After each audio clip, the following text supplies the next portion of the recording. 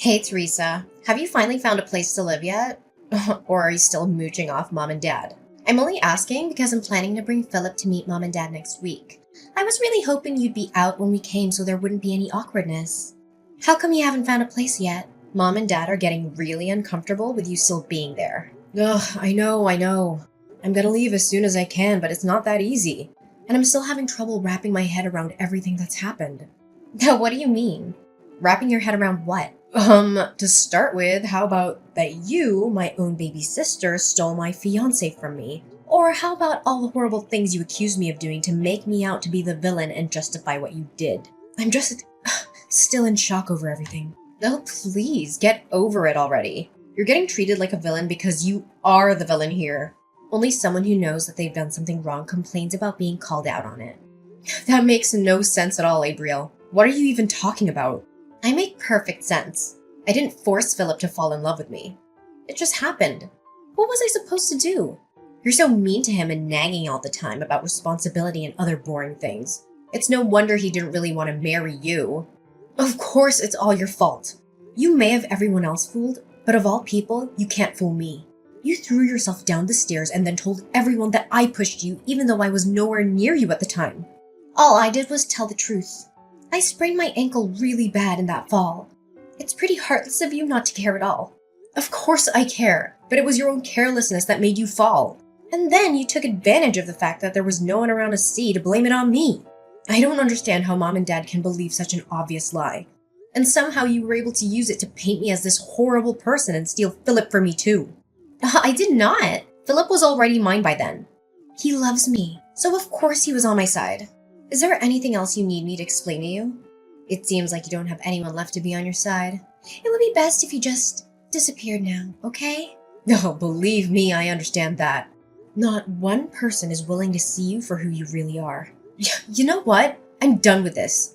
I've been dragging my feet on moving because I was hoping someone would wake up and realize what's going on. But I guess that's not gonna happen. I'll be out of the house today. I can't handle being around any of you anymore. Finally! You've made it perfectly clear. There is not one person that I can rely on in my own family. No one can see the truth even when it's right in front of them. Ugh, excuse me? That's awfully rude of you. You pushed me down the stairs. They are only treating you as you deserve. You can say whatever you want at this point. I'll soon be gone, so nothing you say matters to me anymore. Feel free to say anything your crazy mind comes up with.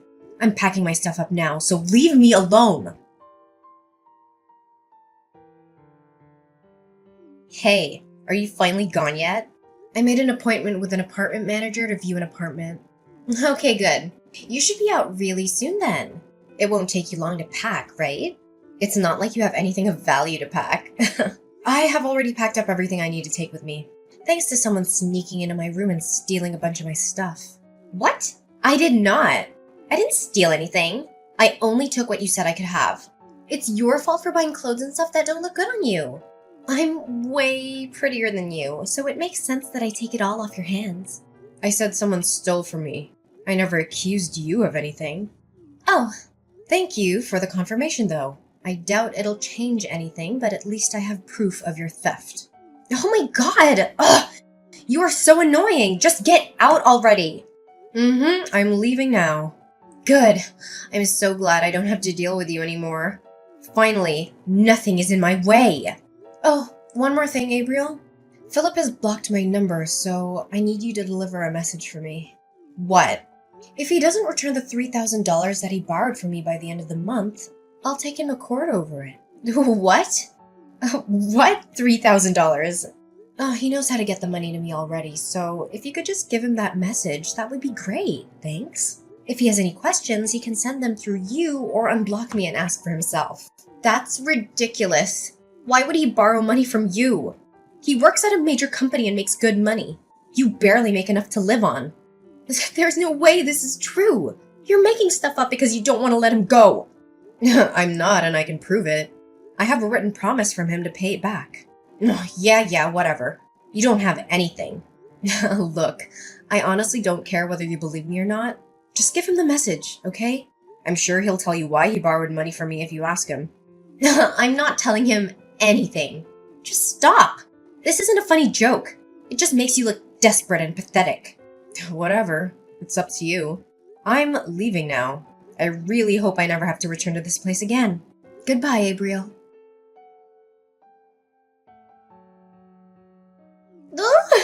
Theresa, guess what? I have some amazing news. Philip asked me to marry him. It's okay to reply. You don't have to ignore me. It was so romantic. He proposed while we were walking together on the beach. The sun was going down and, it was just so perfect. It was the sweetest thing ever. Oh, congratulations. Oh, we've already started talking about the wedding. We're planning on a budget of around $50,000? Maybe a bit more when all is said and done. Really? I wouldn't get your hopes up on that. That's a lot of money. Oh, please, you're just jealous. No, I just know that he doesn't have the kind of money and neither does our family. Oh, come on, don't be like that. Stop being such a downer. I know what your negative attitude is really about. Who cares that he has to borrow some money from you before? That's over now and his financial situation is very different than it was then. Besides, he told me he paid you back a few days after I gave him your message. Oh, did he? Well, I appreciate that you passed along the message. He told me that he only had to borrow from you in the first place because a few unexpected expenses came up. It's pretty cruel of you to hold it over him like you did. It just reveals how self-righteous you really are when you do things like that. That's not what happened at all. Look, Abriel, all I want is a clean break between me and the two of you, and I almost had that. I don't understand why you felt the need to come bragging to me about how happy the two of you are. You've won. Just leave me alone. Oh, well, excuse me for assuming you'd want some time to prepare yourself for the wedding. I guess you'd prefer to just get blindsided by the wedding invitation? Are you serious right now? After all that's happened, I thought I would be the last person you'd want to invite to your wedding. Of course I want you there. We are a family. I wasn't trying to brag about anything. I just wanted to share the news with my big sister. I didn't want there to be any drama if you found out from someone else, so I thought I'd tell you myself. I wouldn't have started any drama regardless of how I found out. I told you, I just want to move on and heal from all of this. Okay, fine. Be that way. Did you need anything else? Well, no, I guess not. I have to get back to work. Oh my god, really? It's Saturday. Why are you working? Are you so poor that you had to get a side gig or something? No wonder you demanded that Philip give you the money. I changed careers and entered the hospitality industry. Weekends are just another day for me now. Oh, I didn't know you changed careers. Thanks to you, I'm actually making pretty good money now. The pay here is higher than where I was working before, and I don't have to pay anything to our parents or help Philip out anymore. What do you mean, thanks to me? Isn't it obvious? If you hadn't betrayed me, I wouldn't be where I am now. I don't think there's anything else to do or say at this point. Bye. Theresa! Answer your phone! I need you! Jesus, what do you want? I can't really talk, I'm at work right now. Are you ready to congratulate me? To congratulate you? For what? Is your wedding coming soon? I already congratulated you for that. Yes, it's next Sunday. You did congratulate me when I told you that Philip proposed, but I wanted to talk to you about your wedding gift to us. We're sisters, so $50,000 would be the right amount to give us, I think. I'm sorry, what now? Are you seriously asking me to give you $50,000? Have you lost your mind? Well, you're my big sister. You should want to help me in any way you can. You can't put a price tag on how much sisters mean to each other. Wow, I don't even know where to begin with all of that. But I think I know what's going on here. You finally realized the financial situation that you're in, didn't you? You can't pay the costs for the big, expensive wedding you want, so you expect someone else to hand over the cash. No, it's not that. You're broke. Just admit it. That's not true. I have a little money. No, you refuse to work anything other than a part-time job, so you don't make very much. And what you do make, you like to spend on useless stuff and going out rather than even trying to save. On top of that, Mom and Dad are probably still giving you spending money whenever you ask, even though they really aren't in a position to do that. So you haven't had any reason to ever try and save any money whatsoever, have you? And sure, Philip works for a big company, so you probably thought you could rely on him for some money. But he's only on a temporary contract. That won't last forever. Ugh! How do you know that? Because I was engaged to him first. There's nothing about him that I don't already know. I'm gonna go out on a limb and say that you just found out that temporary employees make a lot less than full employees. That's why you're suddenly scrambling for money days before your wedding. The reason he had to borrow money from me was that he got laid off from a temporary job when the company downsized. He needed help just making ends meet until he got his next temp job assignment. I didn't expect him to be able to pay me back all at once like he did after I told you about the debt. I wonder where he borrowed the money from to make that happen. He said he had the money and he'd just forgotten to pay you back until I said something. Sure he did. Anyways, back to all this about giving you money to pay for your wedding. You went into this assuming that he was going to pay for everything. But he was under the impression that our parents would pay for it since they make a point of appearing to have money even though they don't really. That's about how it went, isn't it? Well, yeah, but it's not my fault. I didn't know that Philip was only a temp.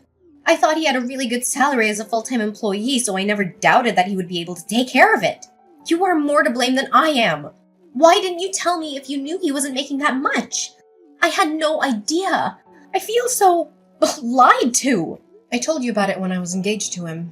And you and I have some friends in common, so I'm sure they mentioned it at some point. No one tried to hide it from you. You just didn't want to hear about it because it was inconvenient. I know I mentioned it to Mom and Dad, and I'm pretty sure you were there too.